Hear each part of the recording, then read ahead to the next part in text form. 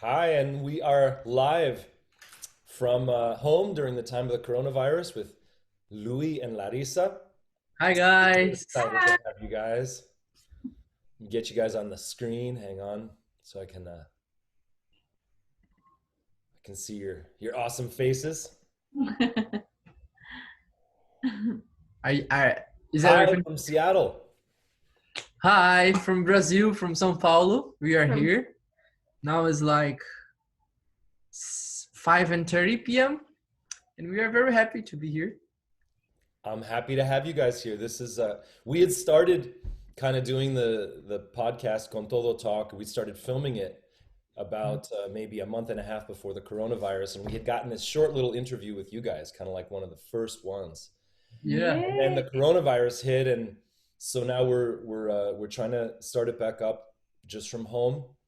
I'm Mhm. doing this because I want to keep dance relevant and keep showing appreciation for the artists that have inspired us all or inspired lots of us to dance and to keep on dancing and just kind of give everyone a refresher about partner dancing.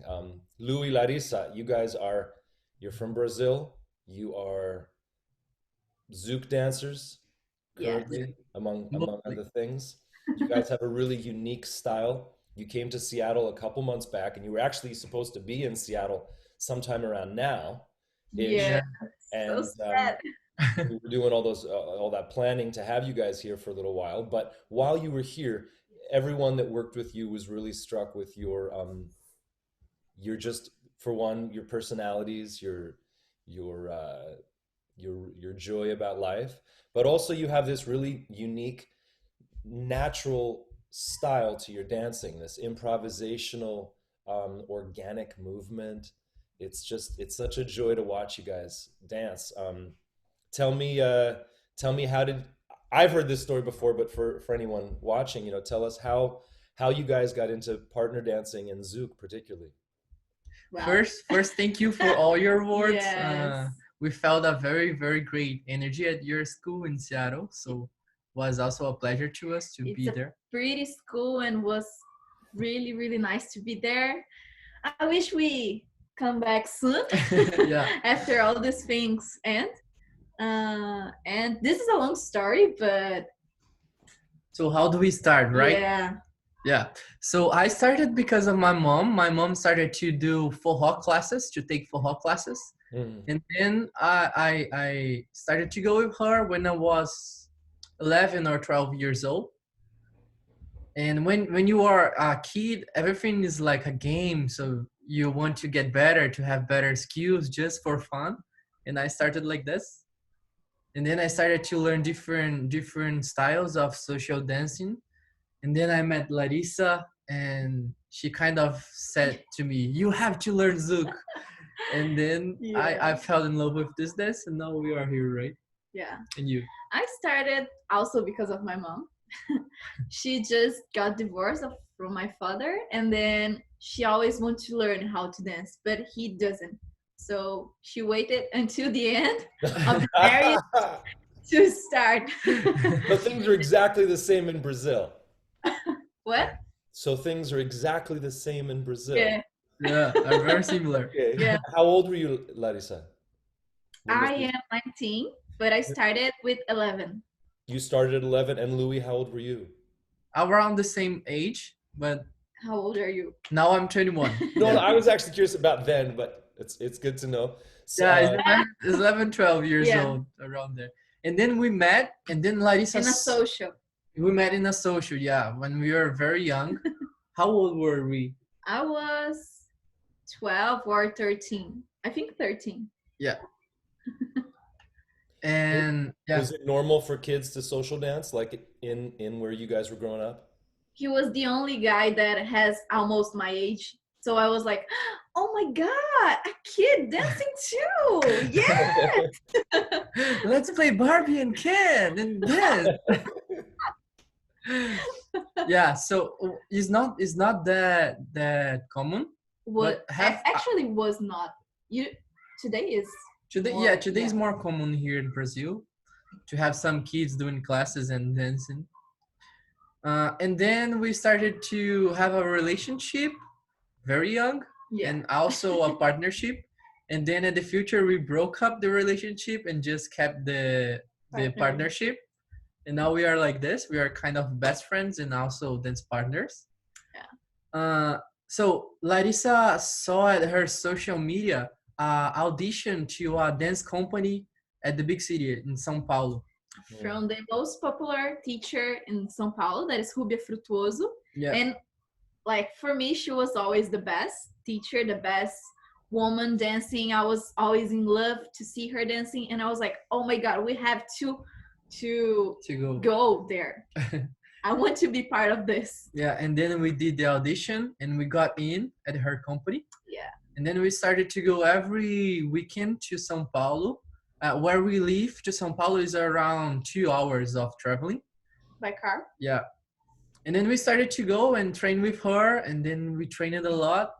And was with her that our Zouk kind of got very better. Yeah, and then all the things start to happen, and then we taught classes at Zouk Day, that is a big congress here in São Paulo. And then the first tour. Now you're here.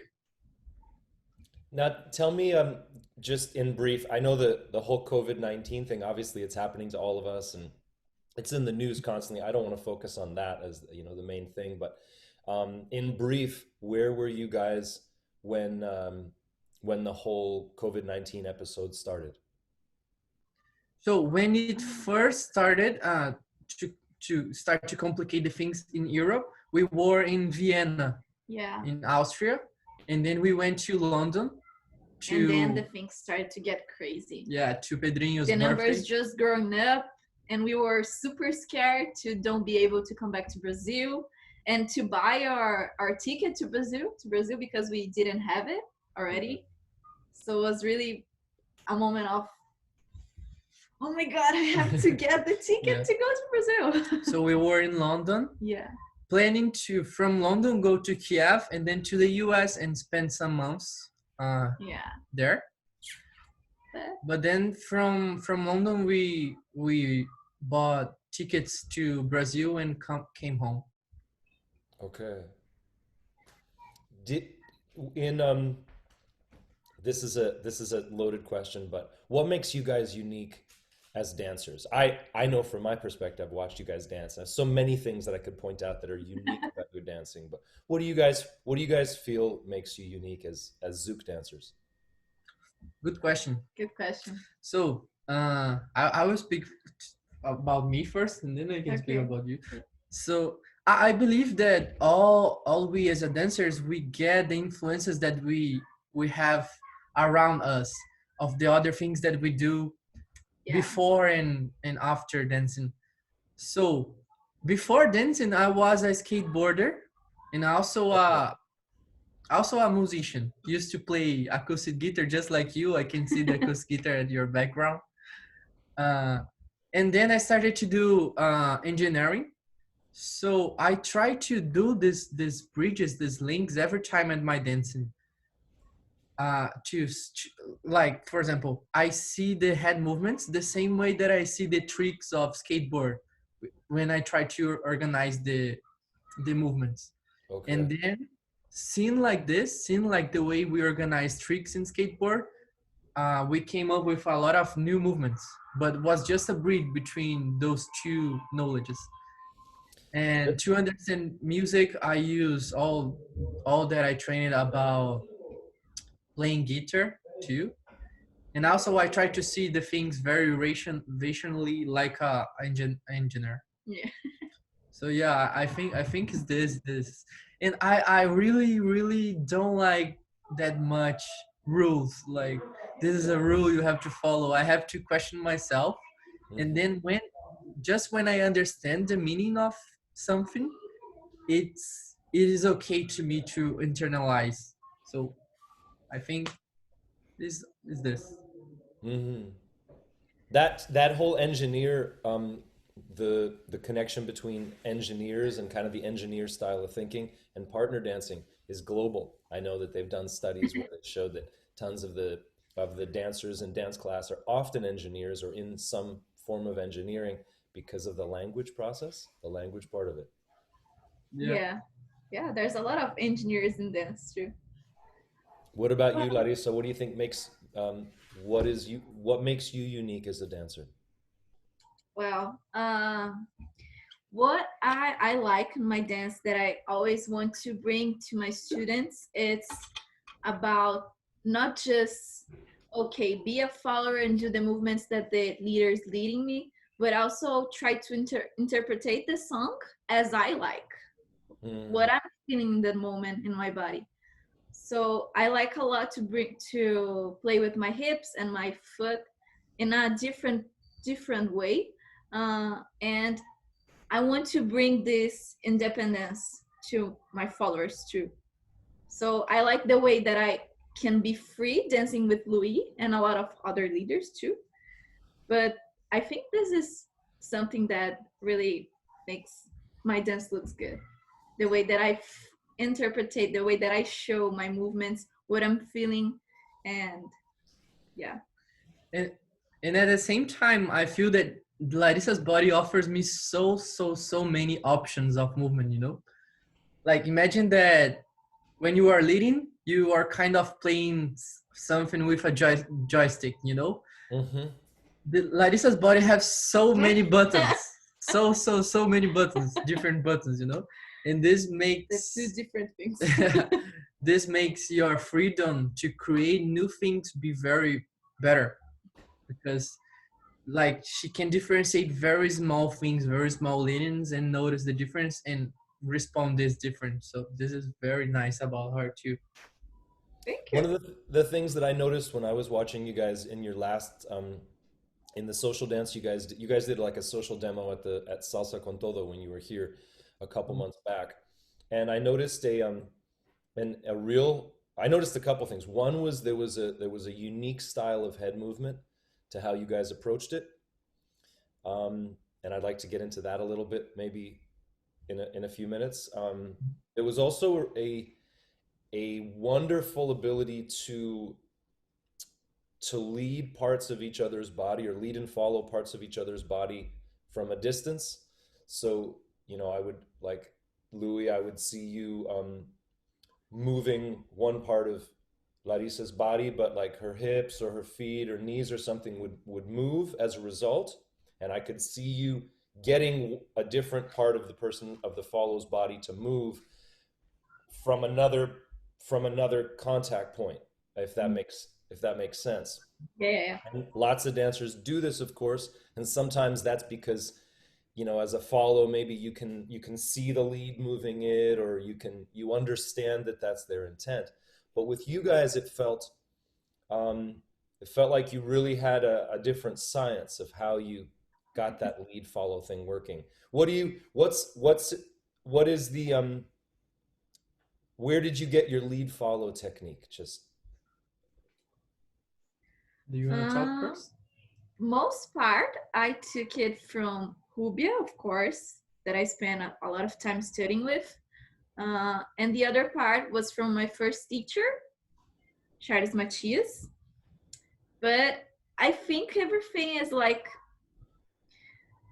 there's a lot of people dancing, so you have a lot of kind of inspiration. So it's like a little of this, a little of this person, a lot of that. And Mhm. this made me what I am today. Yeah, to me it's the same. Mostly was from Rubia Frutuoso. Uh, and then we start to have a lot of influences and traveling. For example, at this tour my dance already changed a lot Yeah. because I exchanged so many information with different people Hmm. and received so many good questions, you know, that makes yourself question Question. about what you know. That is already different, but yeah, mostly it's from Rubia. And then thinking about dance and how can we communicate from different positions.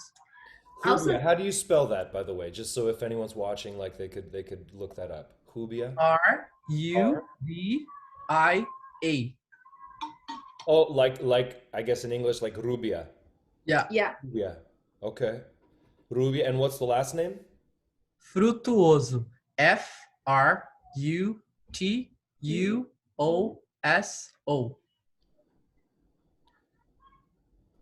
Very cool. Are they on, can you see Julia? Am I pronouncing that right? Julia? Yeah, Yeah. perfect. Julia, can you see her on YouTube? Are there other links Yeah, there? she has a lot of videos, and she's working with some videos, but they are all in Portuguese. But the videos are about feminism and dance, and Mm. is a very very good. Some tools that she uses when she dances, uh, some thoughts to reflect it.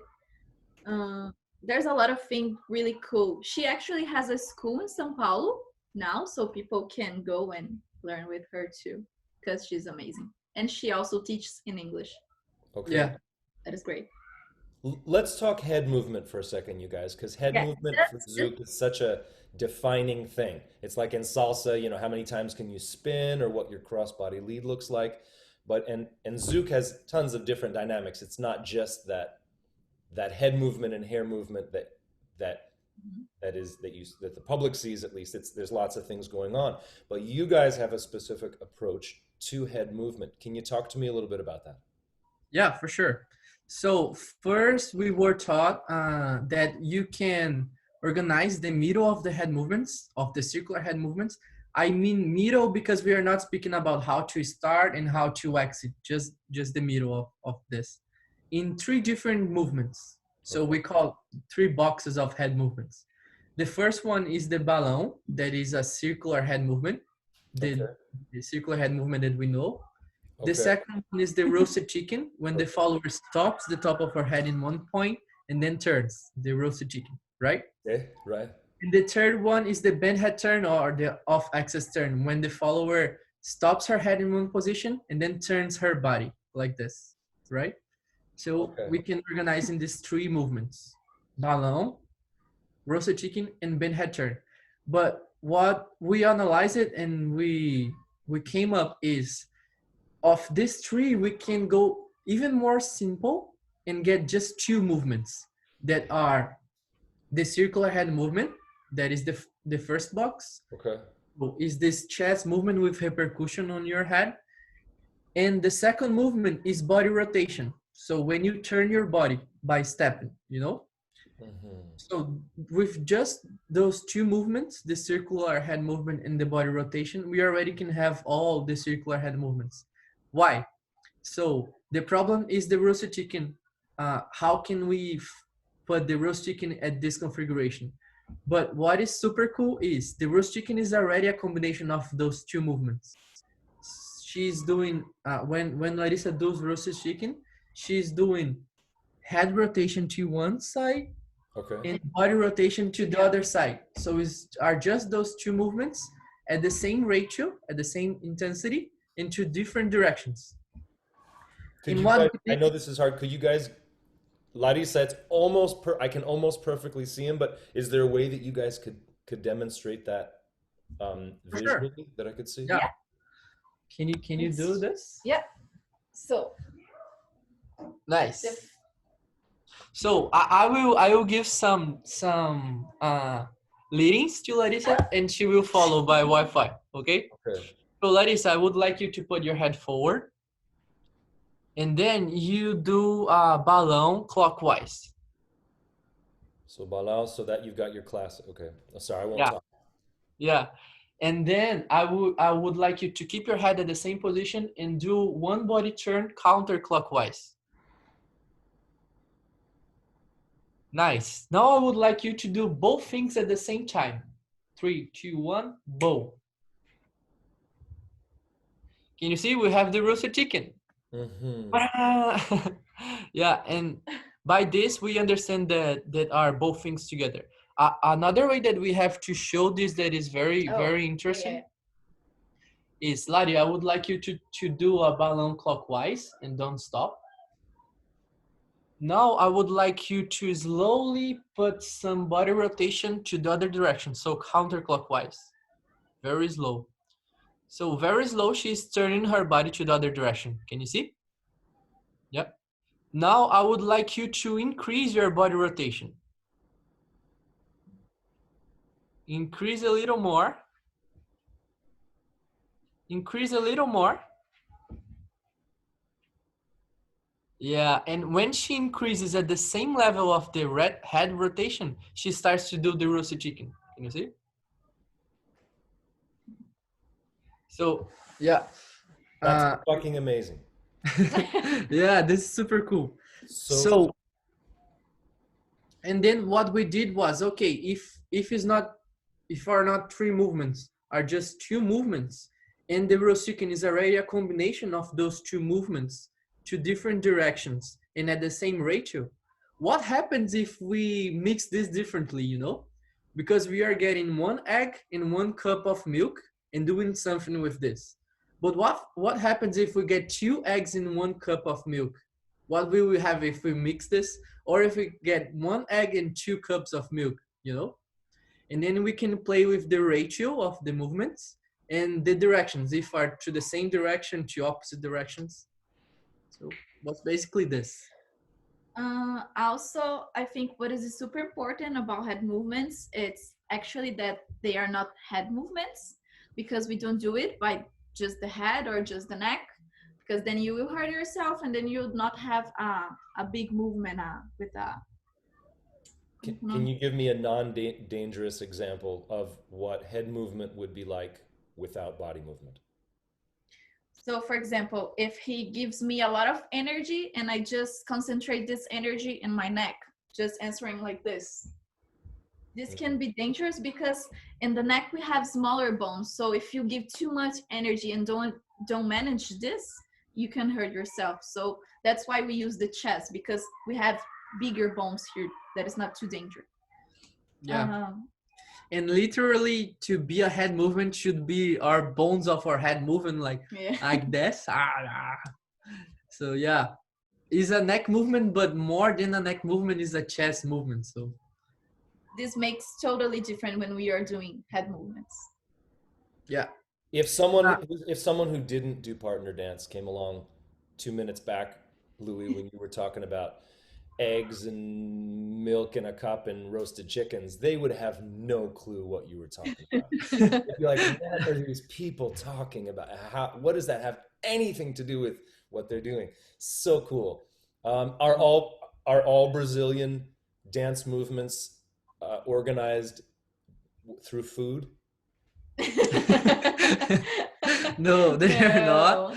But we try to do this connection because people usually like food, right? So yeah, it's easier to learn like this. The thing is, though, most people in Seattle are vegans, so you guys are you're gonna have to come up with some, like, this is the roasted cauliflower move, or I don't know, the broccoli move.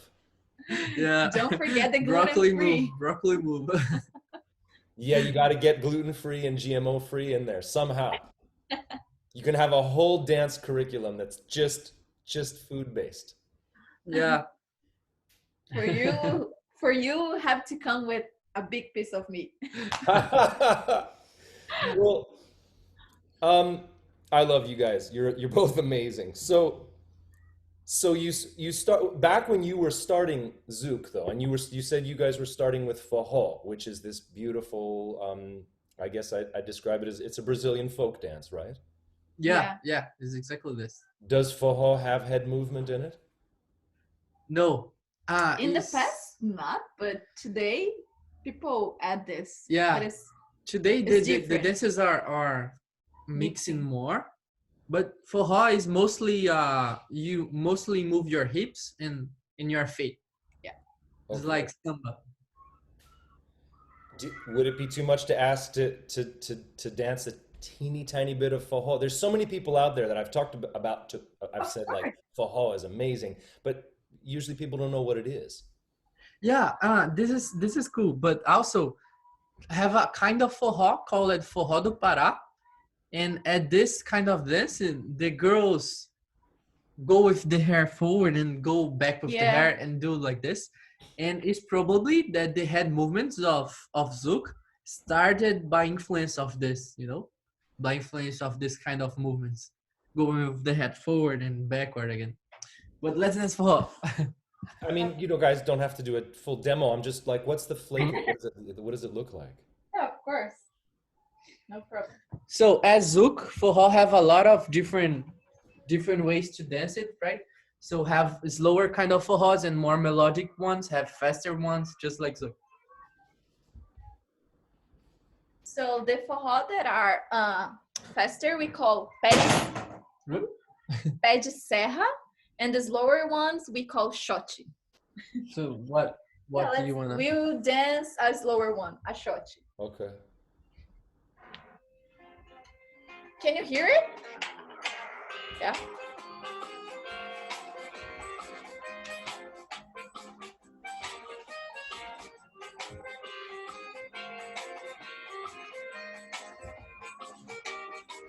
Essa menina cheira de equipamento, trajes a ser. Quando ela inventa de xoxar no meu baião, eu fico meio tonto, já virou costume. Menina, eu já não sei, viver sem teu perfume, cheira de equipamento. It's like this. So you use a lot your hips and your footwork, basically. You know what I love about you guys? One of my favorite things about your demos in particular, that I actually think set your demos apart from almost any other dancer that I've seen, is the when you guys walk towards each other or get into dance position, the way you move to get there, I mean, you're just walking towards each other, but it continues into the dance. And I really noticed it. And I actually had other people point this out too. You guys had done a demo. I don't know. I don't think it was in Seattle. It was on a waterfront somewhere. It might have been in like It's a video? Was in Austin. Austin, yeah. in Austin, great city. So Yeah. you guys were on the water, and typically in the partner dance world, often like when people do demos outside, you kind of see, there's nothing on camera. There's just like a sunset, and then the guy like walks across and goes over, and the girl's like, oh, and you guys just walk towards each other, and that went right into the dance. And it's such a simple thing, but it's so unusual in the partner dance world. There was no drama or no artifice about it. You could see that your natural movement was really incorporated in your dancing. What gave you that? How can people give themselves more of that? This is super cool because we never noticed this. I Yeah, never noticed yeah, this. me too. Yeah. So thank you for Yeah. this. Or I you want know. you to skateboard in one time. Yeah. Just do an ollie, do a 360 right into a ballon. Yeah, it's a great idea. So we the way that we develop and we train is very based in playing.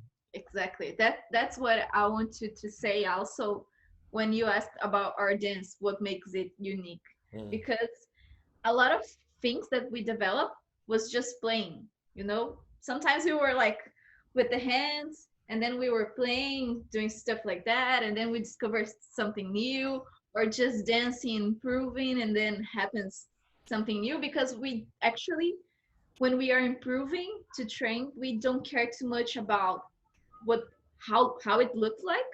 So we think more about sensations and feelings and um yeah, things like that. So this also changed a lot. Yeah. And by doing this, by focusing a lot on playing, we kind of develop a more natural way of dancing, that matches better with the way that you live. But yeah, it's like this. We live like this. When we are together, we start to play by dancing zouk. What's it And like? I mean, what is it like having been a couple and then continuing on to be a dance partnership? I've seen actually a lot of professional couples where they've gone through that transition where they date in the beginning and then they are so tied together. What kept you guys together as a couple? Was it the profession that you had a business? Was it the friendship? and how do you manage that? So what kept us together to me was a compromise because we Yeah. are part of the same team. Hmm. And In the then company of yeah. Rubia. So we had to see each other all the weekends, and we Yeah, we lived like close. So we were a couple like fixed in the company because we could train together. Because in São Paulo, there's a lot of people that live there, and they are also part of the company, and they train together. But how we live far, so we just have each other to train during the week. So I couldn't say, Rubia, I don't want to be partner of Louis. I don't want to see he anymore because we broke up. I could yeah. not do this. And also the way that we broke up was very light, was very okay, was like with no very bad feelings. Yeah. And we were very young. We are very young. So It was almost 3 years ago. by the things being happen when we are very young, also is easier to manage all these things, you know? So you guys just walked into the relationship and then you walked out, but you just kept on walking side by side. Yeah, Yeah. exactly. Because that doesn't, I mean, for a lot of dance partnerships, including in the professional world, this is actually a huge liability because people will train together, they'll build a career together, and often or sometimes that ends up in a relationship, or it started in a relationship. But when that relationship doesn't work out, or if it doesn't work out, sometimes you get these amazing couples that you're like, oh, okay, I guess that's it then. They broke up, onto the next partner. And the couples that keep it together, there's obviously so much depth of understanding of each other's movement and technique and energy and emotion Yeah. that's built up over a period of time. And it's really an inspiring thing to see you guys, to see any couple do that, because it helps the world. What's keeping you guys inspired right now to dance during this present time? Actually, we are not dancing. Are you saying about the Yeah. quarantine or in general in this year or stuff like that? It could be anything, but I'm mostly curious. Certainly, I'm curious right now because there's a lot of dancers out there not partner dancing. Myself, well, I'm lucky enough to live with my partner, although she never wants to dance with me anyway. But uh, the I'm mostly talking about right now. Like what how can we inspire people, or what keeps you guys inspired to keep your art form alive? Right now I'm focusing on other things Yeah. that move my body but are not actually dancing. Okay. I'm doing a lot of yoga, a lot of Juggling? juggling. Juggling? Yeah, a lot of calisthenics. I'm doing a lot of things because I like to keep moving my body like this, but I'm not dancing that much. And Larissa was at her place. She was not at Yeah. my place. And then she drove here. We have a break from each other, Yeah, of each other. because we spent a lot of time together at this tour. So Yeah, oh my god. we kind of gave a pause to our partnership to being together like this. Yeah. And this was great because we had time to miss each other, to say, oh, I miss you. And this is perfect to keep a good relationship. I don't remember how long he said this to me. I miss you. Yeah. Yeah, because we are spending all time Yeah. together. I'm doing the same thing. I'm trying to work new skills. Like, I actually doing some courses online too, to to make my knowledge bigger, like about management, about finances, and stuff like that. And I'm also working on handstands, headstands, Yeah. elbow stands, and um, I'm also doing calisthenics. Not exactly like him, but I'm also doing workouts and trying to learn new things that I usually don't have time. And I say, oh my God, I want to learn this, but I don't have time. So now is the time that I have time. Yeah, Okay. but I still consuming a lot of demos. I watch a lot of demos on YouTube Yeah. to see what how people are dancing, and I enjoy this a lot. I Yeah. feel that that's a pretty important part of being a partner dancer or any dancer is to watch other dancers, um, Mhm. because I actually think it does affect your body. Just your brain kind of does the calculations. You watch someone for long enough, and your brain can kind of emulate that or be inspired by it. I know when I was there's been times in my career dance wise where I actually tried not to watch. I don't want to say bad dancers, but like dancers who I didn't want to emulate, who I didn't want to look like. I would look away, kind of. So because I wanted only the images that I was trying to bring out in my own body. This is very With Yeah. smart. with the with with your time to do yoga, calisthenics, handstands, finance, things like that. How much how much do you feel those things play a part in a part? How much should that play a part in the average partner dancer's life? The yoga, the non-dance or non-partner dance I aspect. we are dance teachers, we are dancers, so the most important thing for us is the body. So if you don't care about your body, it's hard to be a great dancer if you don't care about yourself, about your mind. And I think this is super, super important. Like, Yeah, and this is something very hard to tell because people are so different, you know. yeah, Mhm. Uh, and to us was great having this time, like spending some days without dancing, because we were dancing like for 3 months, like without stopping and thinking for about dance every day, in like time. more than 8 hours per day. So when we gave this break of few days, like 4 or 5 days Mhm. without seeing each other, Mhm. today she came at my place and we danced because we wanted to dance, you know. And it Yeah, was awesome, was great, you know. Look at like we are not having dancing for a long time, but all was here and was very great. it was very great. So Years yeah. ago, I had a conversation with a dancer named Benji Schwimmer, who was a So You Think You Can Dance winner, and he was talking about his he approached partner dancing from colors. Like as he would dance, he would see variations of color that would create the shapes that he wanted to. Didn't Mhm. I mean it made as much sense as it does. You know, it's sort of his perspective or one perspective of his on dancing. But you guys talked about that when you were talking about skateboard or things like that. It made me think of that, Louis, of that visualization of shapes and energies and colors, and it's such a big part of a good social dance. What makes a good social dance for you guys? So first of all, to me is connection. So first connection, when you enter at the deep level of connection, and yeah, this is the most important to me. For me, connection. Also, sometimes when I'm in a social, I don't care.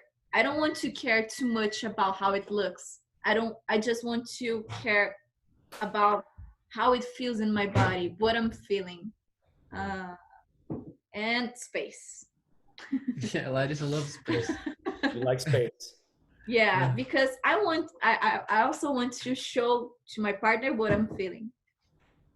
Yeah, and the best socials to me like are when I go out like this after 40 minutes dancing. I want a very good connection with the partner, and of course if my partner is a great dancer is better. We can do very very good things with beginners, Mm. but if it's someone that dances like For a long super time. well, the level is also different of connection. Great Yeah, music yeah, also makes difference. Mhm.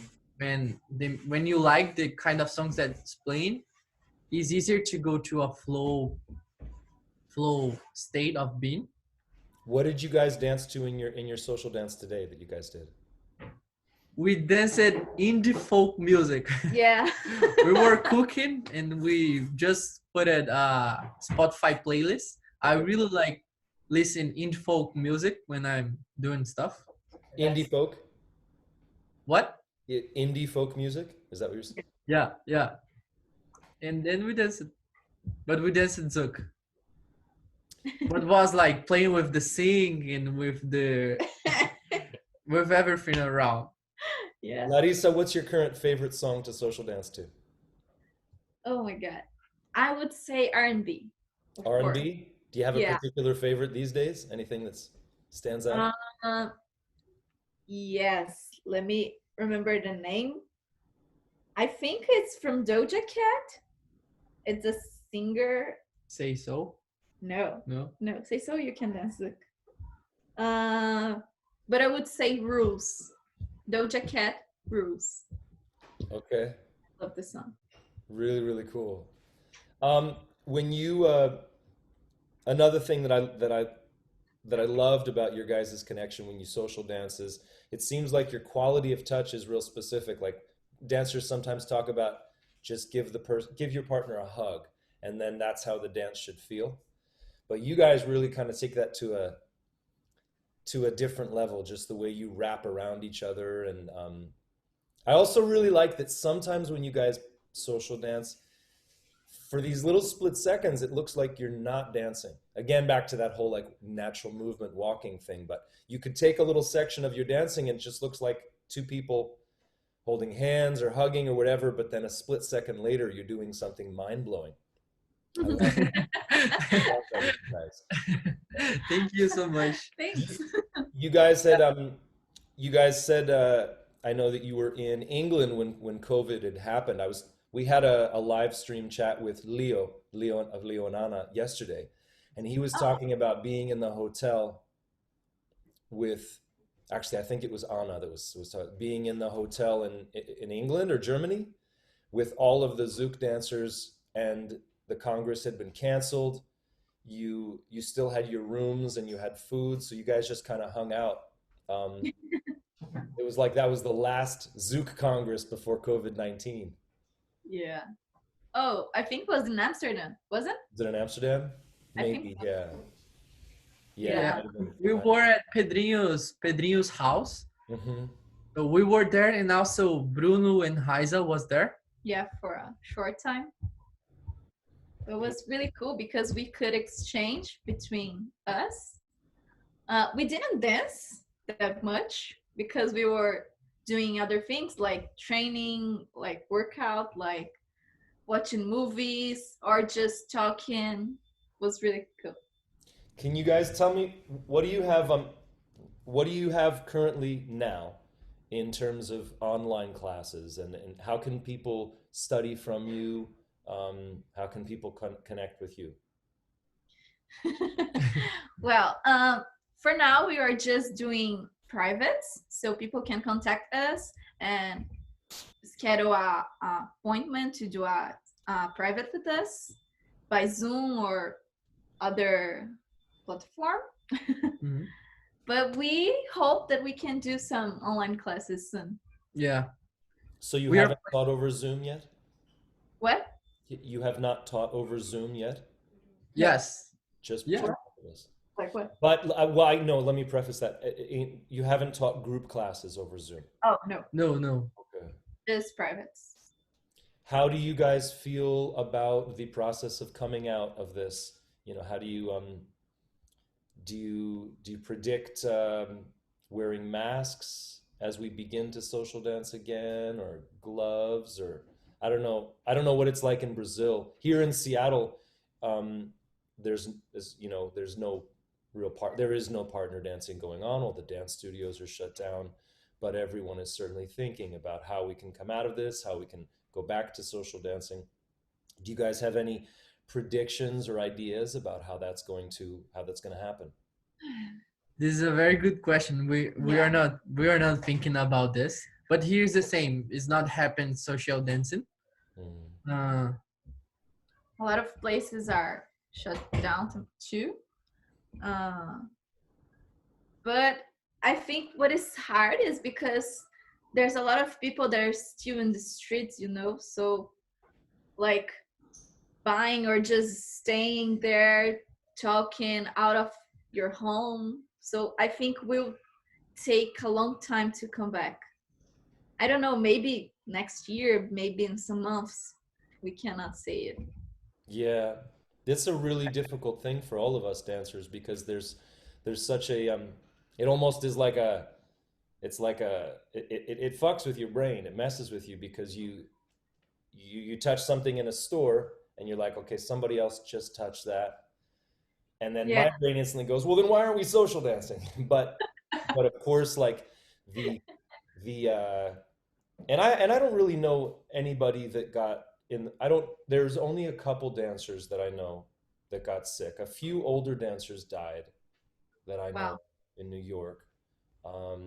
One older Zouk dancer in Amsterdam that I heard about. But I think, and I've heard it conjectured, that as that social dancers have a more robust immune system, that we have a stronger immune system because we constantly are in contact with people. Makes Um, sense.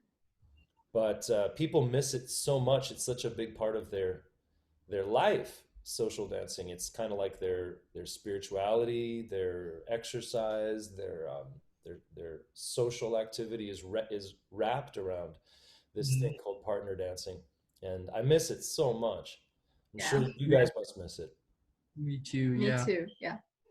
Also, I think one of the things that we didn't start a online class yet, it's because a lot of people are doing the same thing. So there's a lot of the same project, uh, that I think if we want to do something to make people enjoy this quarantine, Hmm. should be something different because already has a lot of the same product. Larissa, you were saying you were studying finance, and of course, for a dancer, it's so important to do this, right? Because you have to, you gotta be in Just a control of your second. own Just a future. second, because my mom got home. Absolutely.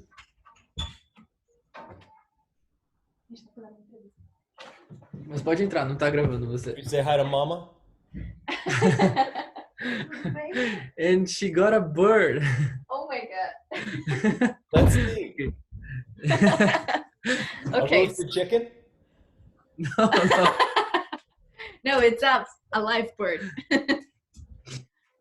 Uh, I'm fascinated. You Yeah, do have you want to see? She yes. brought a bird home. I don't know the name of this bird in English. You did bring a bird home. Yeah. No, we have a bird. Yeah. Congratulations. Yeah, thank you. Congratulations, Daddy. So Larissa, Yeah. you were talking about finance. I'd love to get your stock picks for the next upcoming couple months. But besides that, what I how do you feel that the amount of free classes online, how do you feel that on the current situation and online classes is going to affect the dance world post but after COVID-19? Be, because I hear there's artists who feel like you should be charging full price for online classes.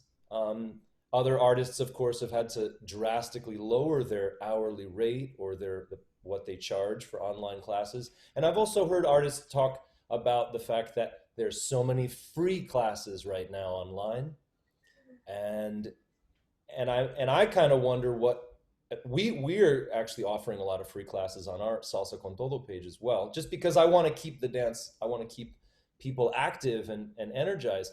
But how do you think, from a financial perspective, all of this material that's online, how is it going to affect us coming out of COVID? Well, to start, I think it's hard if we charge a normal price for people that are stuck in home, that don't have a job right now, that are not being paid. So it's hard for them to also pay for something. Uh, I think this affects a lot. So I think it's not wrong to make free classes, but Hmm. I also think that it's important for you to have a class that people can pay, that people can help you for those who can help. Um, and after these things ends, I think we'll have more online classes, but also I don't know how this will affect, because there's a lot of teachers that are not like super used to give classes. So for example, I'll not say bad, but there's a lot of people teaching, so you don't know who these dancers did classes. So it's hard to get like a um, Trust. yeah, because everybody can teach now online. Yes. Yeah, all of a sudden the internet's exploding with dance classes. Yeah, and if it's not someone that it's no, will be cheaper. So why not do classes with someone that is cheaper too? Will be hard, I think. Uh, yeah, I want to talk my point about this. If we look to other communities, this is already common in a lot of different communities.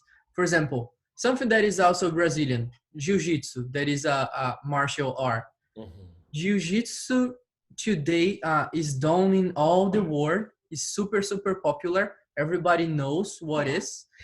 And if you go to YouTube, you have a lot of online classes about this, you have a lot of knowledge, but you cannot practice that well by yourself. You cannot correct that well by yourself. You have to go and fight to train. Yeah. But what happens by having a lot of free classes, people start the knowledge by the free classes using the internet, and then when they start to like it, they go and look for a gym and look for a team to train, Mm. to have the touching experience of this. And today jiu-jitsu like is super famous. Why Yeah. social dancing, why zouk, for example, or why all the dances cannot be the same?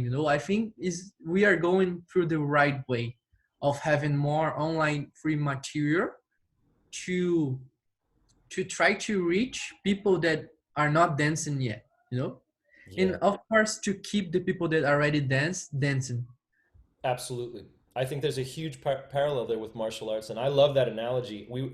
I use that often because if you look at martial arts before MMA, it was very proprietary. It was very like this is my style and it's my secret, and we train in this mountain, and I don't want to create any stereotypes, but like there was that atmosphere in martial arts, and then with MMA, things became a lot more open source where it was just kind of the information was there, and it really did attract a larger audience.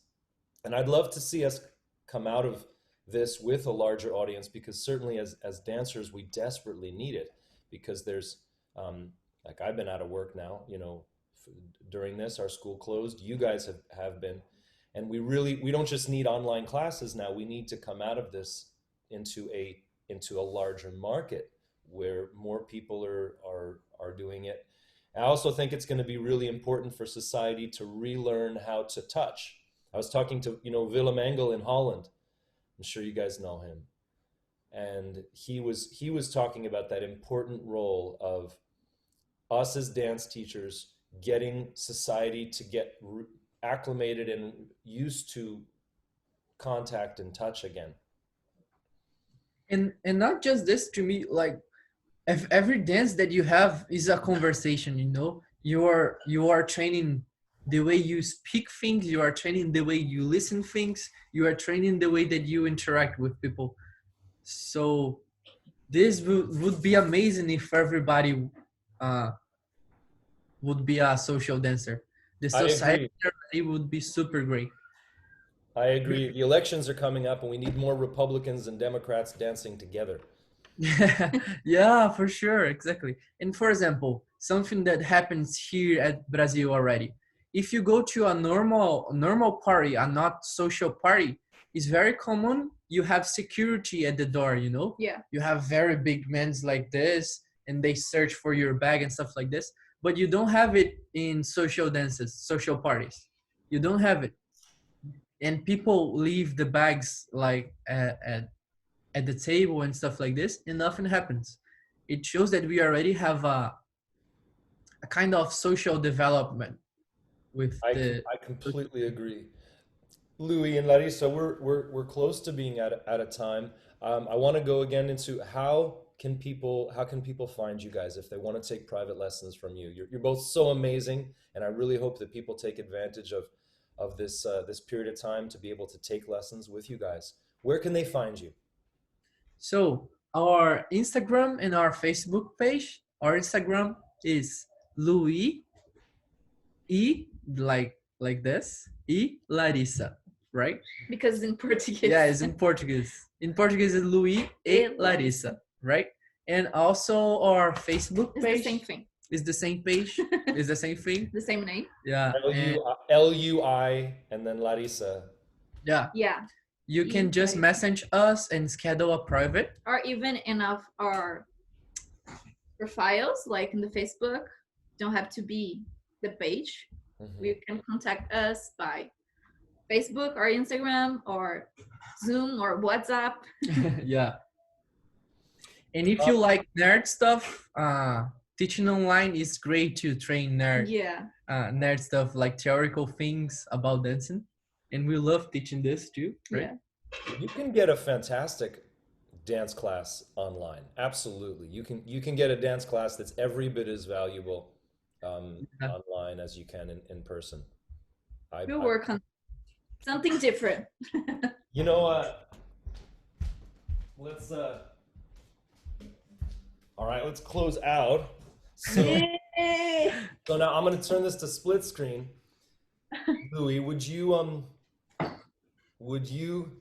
for all those people sitting at home on their couches, can you lead Larissa in some Zouk movement just sitting there? Sure. Let's have more space here.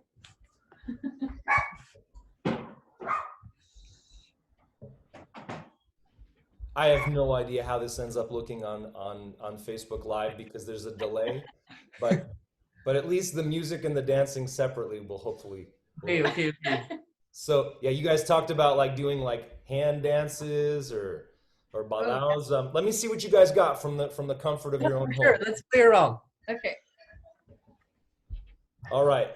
So you're sitting at home, minding your own business, watching Tiger King. All of a sudden, a good song comes on in the commercials, and you want to dance. So what happens? Let's see.